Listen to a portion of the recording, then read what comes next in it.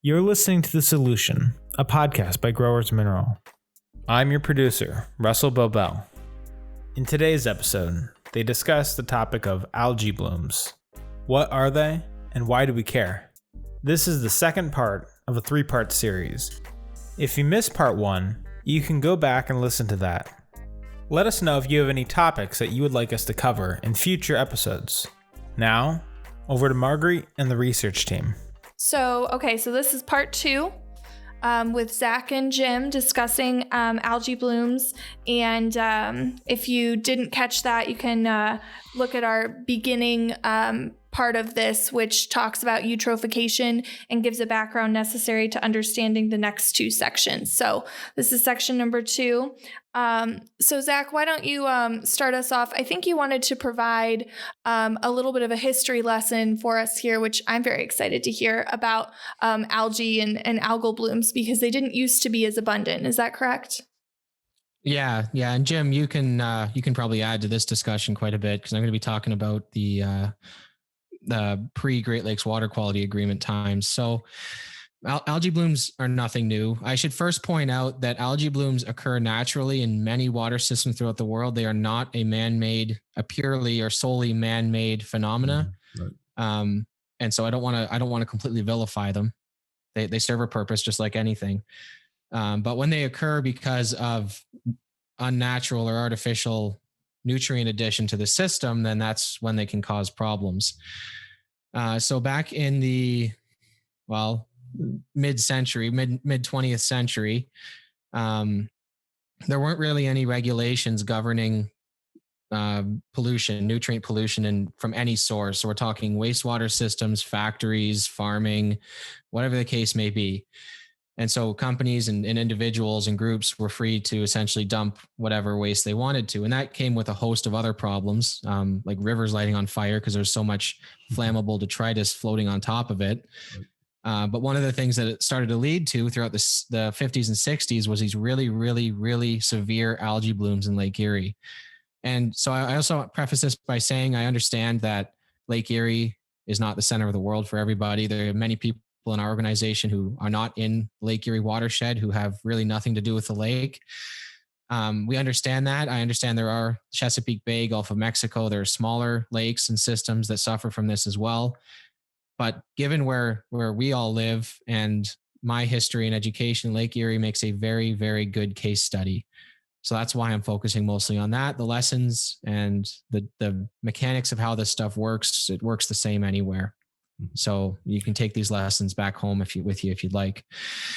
Yeah, that history, Zach, you've got that pegged pretty decent. I graduated from high school in 1969, and when I was like in junior high or younger, the lake was very clean. I mean, you looked at it as something very clear. And by the time I got into high school, dead fish on the beach was something that was quite common.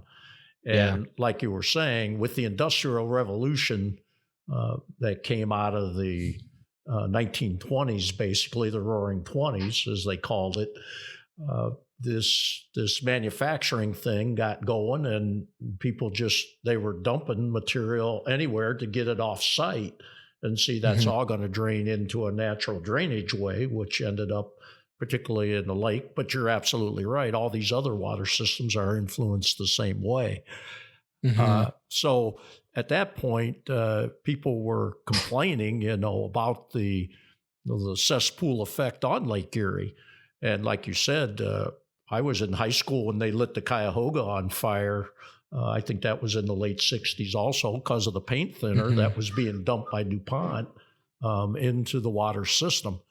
And so right away, you'll get into the discussion of point source and non-point source. Point source was very easy to find. And so the industries were struggling with that right out of the chute because the Environmental Protection Agency came into existence under President Nixon, which is the early 70s. And see, they were studying these issues with this loss of waste, whether it was nutrient or even organic waste. And so your timeline on that is correct. And then it kind of jumped around a little bit after they started. It was very easy to get rid of point source. So now they're starting to look at non-point source because they realize that that too was contributing quite significantly.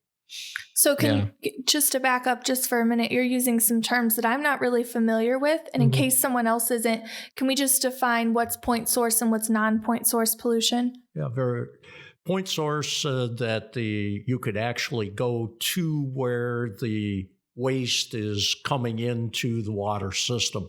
It's a one place event or one place, like an oil leak right there. That's okay. Right. Or a refuge that comes out of a plant, and then they can measure that directly and then tell this company, well, you've got too much that's being lost there. Now, non-point source is much broader. There's not a particular point that you can go to, and that's where agriculture comes in, because you've got all these acres that are draining. They're eventually coming to a point source, but there's a lot of contribution from a very large area, and you can't pinpoint it like you can with point source, which that's mostly agricultural per se. Now you get into lawn care, golf courses, they contribute too, but their total contribution is smaller than all agriculture combined. Right. Yes, exactly. Yes. So it's just the runoff from all those different things, right. and you there's couldn't several pinpoint. Ways it can drain through the land, or it can run off the surface of the land, because the farmer has to get that away so that his system works correctly for him. But as it gets away, it's dragging things with it, depending on what has been applied to that particular system. Mm-hmm. Yeah, thanks, Jim. So with the Great Lakes Water Quality Agreement in the early 70s, it brought in regulations on point source pollution. So they were able to clean up and control that. Phosphates were banned from detergents, stuff like that. Mm-hmm. And that did very well in preventing further algae blooms. Like I should emphasize here that at that point, the lake was so bad, like the algae blooms were so bad, and we'll get into how that works, that they were considering declaring the lake dead, because so much aquatic life had been lost from the dead zones, the lack of oxygen. And so there was really an urgency, a push to get this fixed, because like Jim said, there's so much that relies on Lake Erie. It's such a central ecosystem to humans and to nature that, there had to be some semblance of predictability to it. Absolutely. And so over the next, from the early 70s until the mid 90s, that worked. Algae blooms weren't a major concern. The populations of fish and other species came back, and the industries that relied on the lake were able to recover some. But then in the mid 1990s, the blooms started to come back. And since about 2010, they've come every year. It's not really a question of if it will come, it's how bad will it be. And so that's primarily because of non-point source pollution. We could get into a variety of topics here that I don't think we will for this, as to specifically what kind of non-point source pollution that is, but suffice it to say, as Jim said, a lot of it is coming from agriculture. And then there's been an explosion since the 90s in chemical use and in certain fertilizer usages. So I think we can tentatively but relatively safely attribute it to that. So why did that? Do we know why that happened in the mid 90s? Was there an increase in agriculture or something, or methods changed?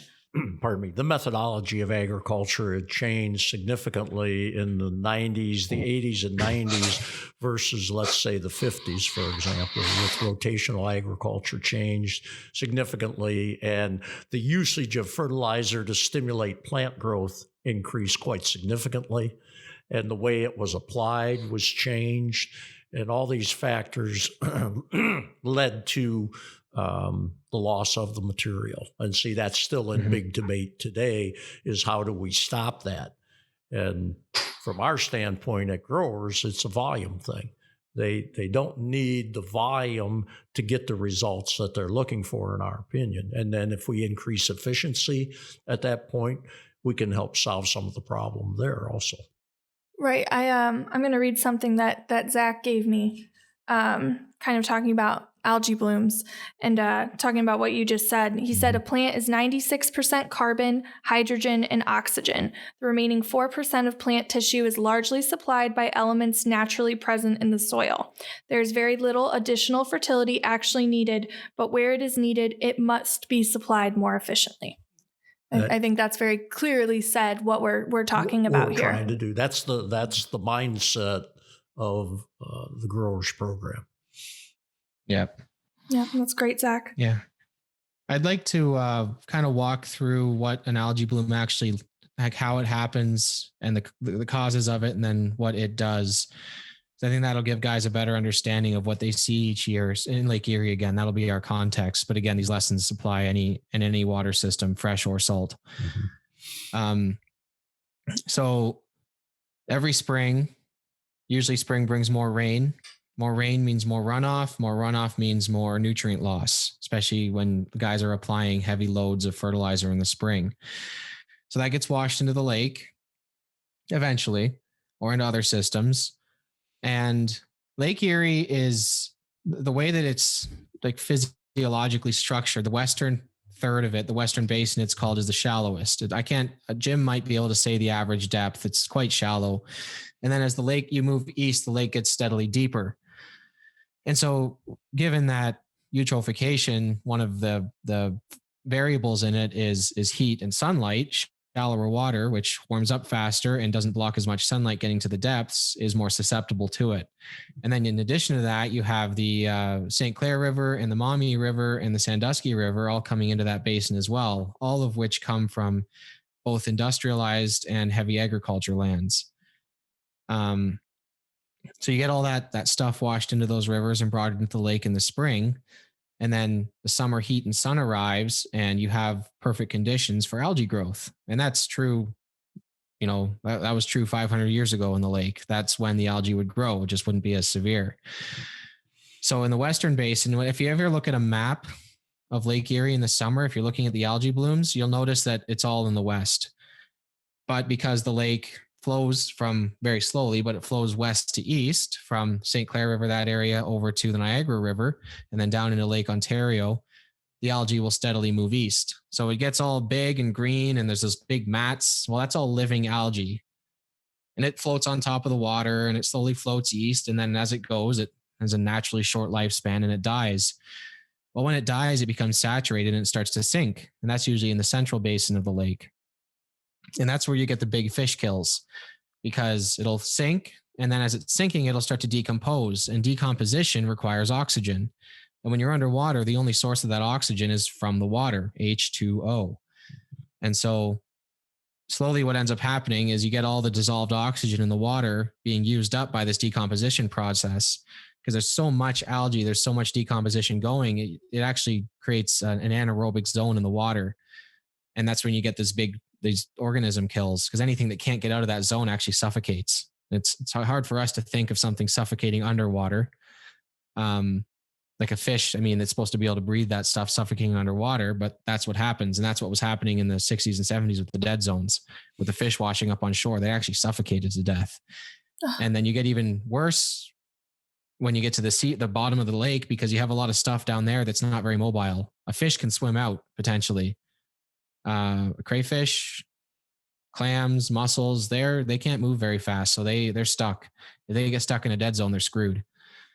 And then, the eastern basin of the lake is not usually too bad, because by the time everything gets there, it's being decomposed and it's much deeper. So it's colder and less sunlight, and it's not a huge deal.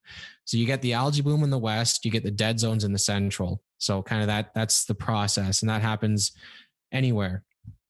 The dead zones are the real danger. And then also as a relatively minor, when the algae is alive, it can produce a toxin called, Mycocystin. Jim, help me out here. Mycocystin. That's right. Thanks. That's a neurotoxin. So it's actually like there's animals that have died, dogs that have gone swimming in algae blooms that have died because it gets into their system, and it can harm humans in large enough amounts. And that's what shut down water intake systems in Pelee Island in Toledo, is algae plugged them up. And then the concern is that mycocystin is going to get into the water supply. So that's kind of the mechanics of how an algae bloom works and the damage that it does. That was a great lesson. I didn't know a lot of that. That was great. It's very alarming. I feel very concerned. I grew up right on the lake, so I know, algae blooms are happening right now. You don't go in the water, but it was never expressly explained that was the reason why. So that's fascinating and concerning. Yes. Yeah.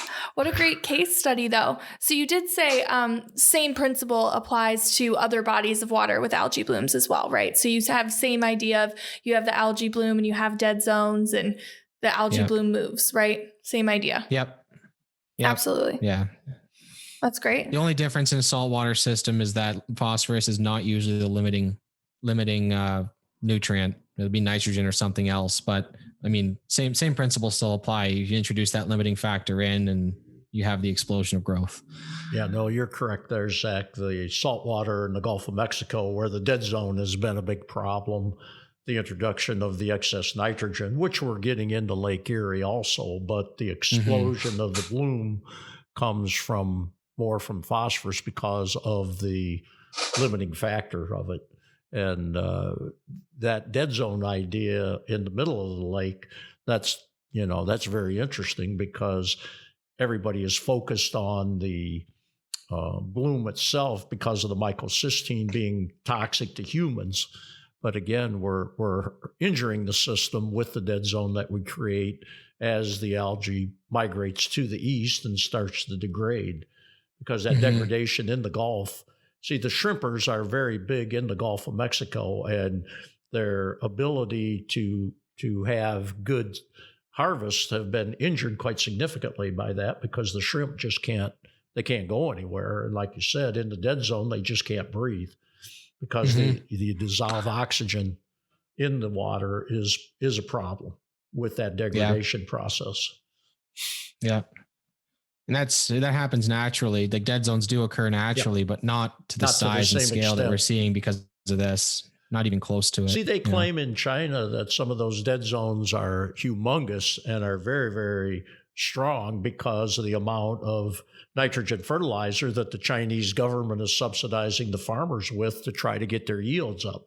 Because the establishment has told the politicians that that's how you get more bushels, is by putting on more nutrients. And they're just losing more and making the area that much more toxic.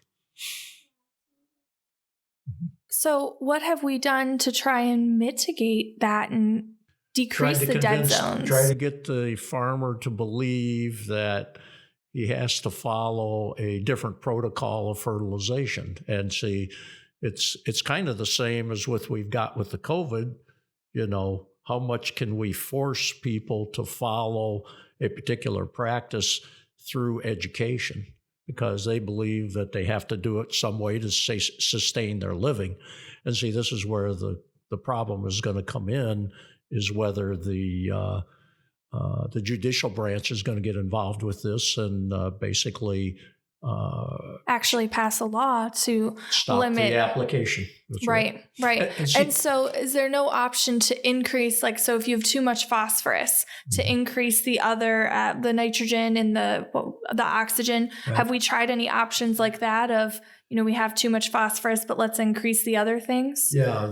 Is it impossible? The situation is trying to restrict all of it. Basically, the nitrogen and the phosphorus are the two main culprits that lead to the growth of the algae. We have to do something to control that loss.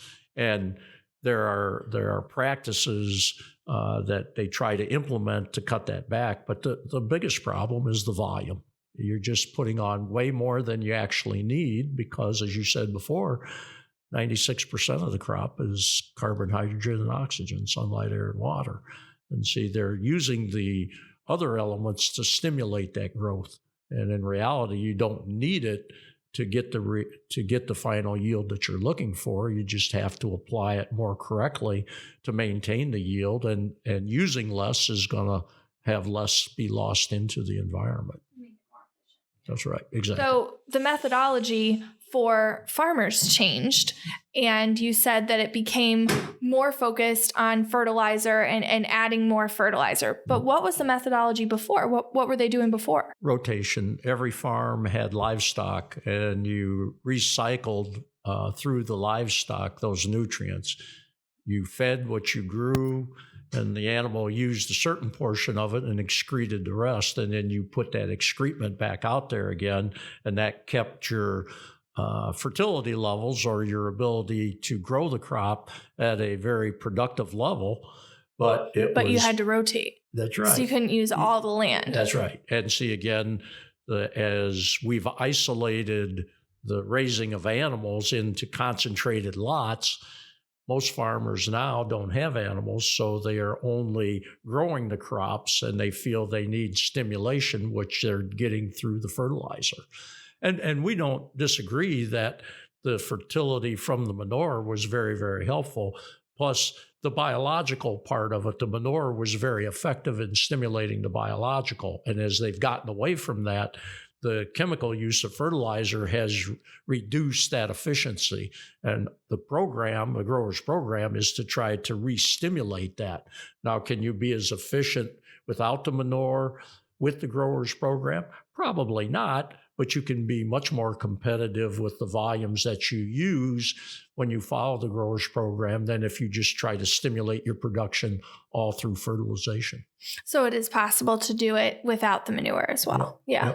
Maybe, but better farmers, with it. Yeah, okay. You're better with it, but we've got guys that have done it forever without it, but they don't use near the volume that other people are using, that totally ignore the biological that's in the soil, that comes with the educational process. In other words, the fertilizer companies and the universities have followed the fertilizer companies and telling the farmer that if you don't put the fertilizer on, you're going to hurt your yield significantly. And it's not that that's untrue.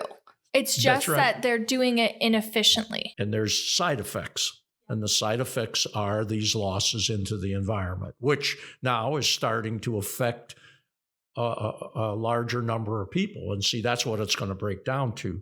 Who's swinging the biggest bat? See, and right now, as the number of farmers decreases and the number of people that want to go swimming in the lake is pretty stagnant or pretty level and going to increase, now the farmer's got to own up to that and see what he can do to change that. Or judicially, they will do something about it because it'll be demanded by the population.